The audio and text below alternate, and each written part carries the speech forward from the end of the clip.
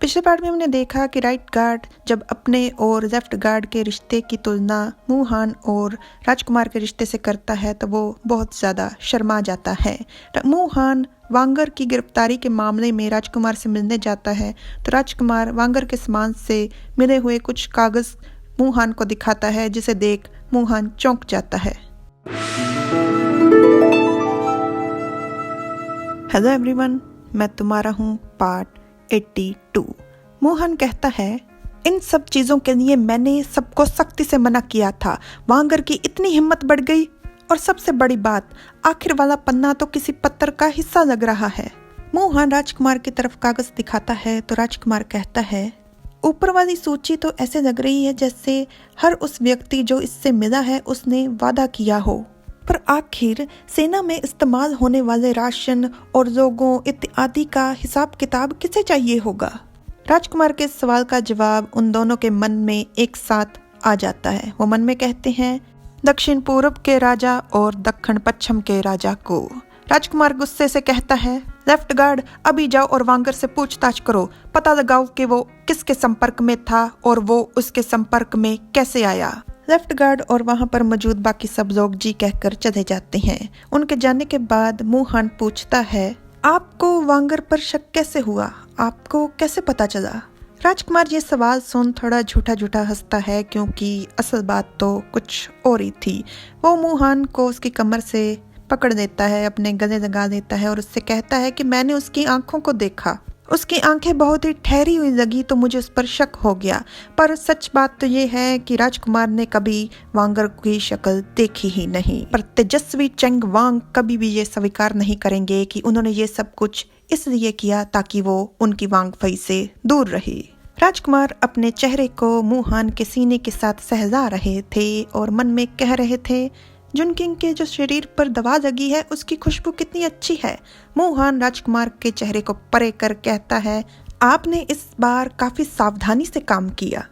क्या आप दक्षिण पूर्व के राजा की विचित्र हरकतों के बारे में महाराज पिता को बताएंगे। राजकुमार पूछता है, तो मूहान कहता है कि मामला बहुत ही गंभीर है, अच्छा होगा कि आप जितनी जल्दी हो सके उतनी जल्दी महाराज पिता को इस बारे में जानकारी दे दें। वैसे आपको हाउ ददाओ और शू सेना की बहादुरी के बारे में भी बताना चाहिए। राजकुमार को बात समझ नहीं आती। वो पूछता है कि शू सेना के बारे में। हाँ, हाउ ददाओ की बहादुरी और उसके घर घराने के बारे में मैं बताना चाहता हूँ, और मैं उम्मीद करता हूँ कि पिताजी उसकी बहादुरी के बारे में जानकर उसे जनरल का औपचारिक ओहदा और सम्मान दें। पर शू सेना के बारे में क्यों। तो मोहन कहता है, क्या वांगई आप भूल गए कि शू सेना पहले राजकुमार के नेतृत्व में उत्तरी बार्बीनिया के खिलाफ यूनान तिब्बत में लड़ी थी। इस बात को जान थोड़ा कम ही सही, पर प्रभाव अंततः जरूर पड़ेगा। ये बात सुन राजकुमार मन में कहता है, हाँ, अगर मैं शू सेना की तारीफ करूं कि कैसे उसने हाउ ददाओ के नेतृत्व में दुश्मन का खात्मा किया है, तो महाराज पिता इस बात पर जरूर ध्यान देंगे कि कैसे शू सेना ने पहले राजकुमार के नेतृत्व में कुछ भी हासिल नहीं किया। इस तुलना से उन्हें साफ साफ नजर आएगा कि आखिर कौन महान है। राजकुमार मूहान के हाथ पकड़ बेहद खुश होकर कहता है, जुनकिंग, भगवान का बहुत बहुत धन्यवाद है कि तुम्हारी शादी किसी और से नहीं हुई। मूहान कहता है, अगर मेरी शादी किसी और से हुई भी होती तो मैं कभी भी उनकी मदद इस तरह से अपने पूरे दिल से नहीं करता। और मन में कहता है कि मुझे डर है कि इस दुनिया में तुम्हारे जैसा इंसान ढूंढना बहुत मुश्किल है, जो मेरे लिए इतना समर्पित हो और मुझ में हमेशा विश्वास करे। राजकुमार कहता है, वो तो जाहिर सी बात है, मुझसे ज्यादा खूबसूरत पूरे राज परिवार में कोई नहीं है।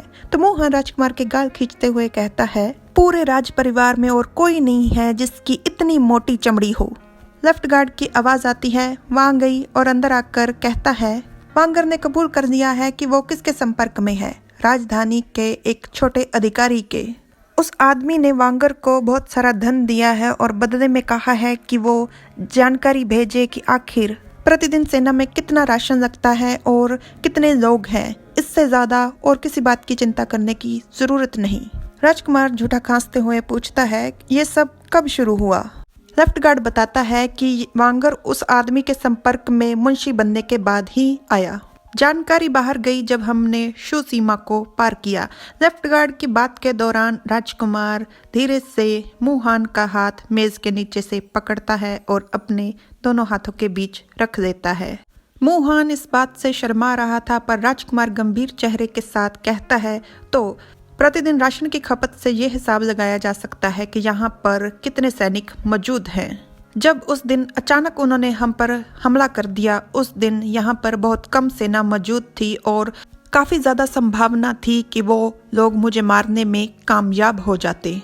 मोहन कहता है कि हो न हो ये छोटे दर्जे का अधिकारी भी राजधानी में मौजूद दक्षिण पूर्व के राजा के जासूसों में से एक है। राजकुमार थोड़ी शरारत से कहता है, तुमने सही कहा। लेफ्ट गार्ड कहता है, वांगर उस व्यक्ति का नाम नहीं जानता। जब हम दक्षिण पश्चिम में आए तब उसके संपर्क में कोई और व्यक्ति आया था। मोहन इस दौरान राजकुमार से अपना हाथ छुड़ा लेता है और उसकी टांग पर अपना हाथ रख लेता है। इससे राजकुमार मन में कहता है, जुनकिंग आज बहुत ही उत्साहित है। अब शरारत की बारी मुहान की थी। मुहान राजकुमार को जकड़ देता है, जिससे राजकुमार की प्रतिक्रिया को देख लेफ्ट गार्ड कहता है, वहां गई। तो राजकुमार उसे कहता है, कुछ नहीं, तुम आगे बताओ। और इस दौरान मुहान हंस रहा था। लेफ्ट गार्ड आगे बताता है, हालांकि वांगर की रहाइश में से इसके अलावा में और कोई पत्र नहीं मिला। मुहान की शरारत के बाद राजकुमार का बिल्कुल मन नहीं कर रहा था कि वो लेफ्ट गार्ड की और बातें सुने, और राजकुमार की हालत देख मुहान मुस्कुरा रहा था। ये वो वाला पत्र है जिसको वांगर भेजने वाला था, पर वो भेज नहीं पाया। मुहान पत्र को पढ़ कहता है, ये मौजूदा हालात में सेना में मौजूद सैनिकों की संख्या है। ऐसा लगता है कि वो इस जानकारी से सैनिकों का अंदाजा लगाना चाहते हैं ताकि वो हमारे इकलौते रास्ते में जाल बिछा सके। मुहान वांगर की लिखाई में लिखने लग जाता है तो राजकुमार उससे पूछता है, क्या तुम इस समय जो शू सेना क्लाउड शहर पर हमला करने गई है उसको भी इस गिनती में शामिल कर रहे हो? तो मुहान कहता है, हाँ, इससे उन्हें ये गलतफहमी हो जाएगी कि शू सेना हमले को छोड़ वापस यहाँ आ चुकी है, इसलिए वो जल्दबाजी में कोई भी हमला नहीं करेंगे और इससे हम पर घात लगाकर होने वाले हमलों की संभावना भी कम हो जाएगी। लेफ्ट गार्ड पूछता है, वहां गई, हम वांगर का क्या करें?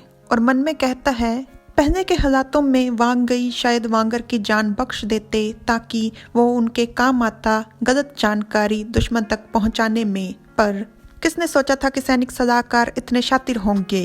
लेफ्ट गार्ड के कहने का मतलब है कि वांगर की लिखाई की अगर सैनिक सलाहकार नकल कर देंगे तो वांगर की क्या जरूरत। राजकुमार कहता है, मार दो उसे। अगले दिन जैसा तय था सेना रवाना हो जाती है। रास्ते में राजकुमार मोहन के बग्गी में बैठ कहता है, सेना ने आसानी से सारा रास्ता पार कर दिया। ये सब हो पाया तुम्हारे उस झूठे संदेश के कारण।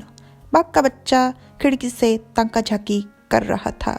मोहन कहता है, हाउ ददाओ और उसकी सैन्य टुकड़ी क्लाउड शहर तक पहुंच चुकी है, जिस कारण दक्षिण पश्चिम की सेना पुनर्शक्तिकरण के लिए शहर में नहीं घुस पा रही। बाघ का बच्चा ब्लैकी के साथ थोड़ी सी शरारत करता है।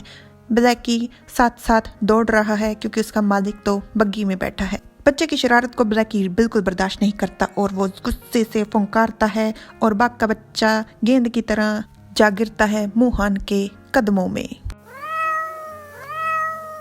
राजकुमार बच्चे को उठा उससे कहता है, ओ तो तुमने बिल्ली की तरह सबको पुकारना भी सीख लिया है, चलो दोबारा मियाऊं करो। बाघ का बच्चा राजकुमार की बात बिल्कुल नहीं मानता, उल्टा गुस्से से घुर्राता है और राजकुमार का कान मोहन पकड़ उससे कहता है, आप अभी तक यहाँ से गए क्यों नहीं? सब लोग अगर आपको ऐसे मेरी बग्गी में देखेंगे तो क्या सोचेंगे? मोहन के हाथ में राजकुमार का कान और राजकुमार के हाथ में बाघ के बच्चे का कान। और जिसके साथ ये पार्ट यहीं पर तमाम। Like, subscribe, comment. Thanks for watching.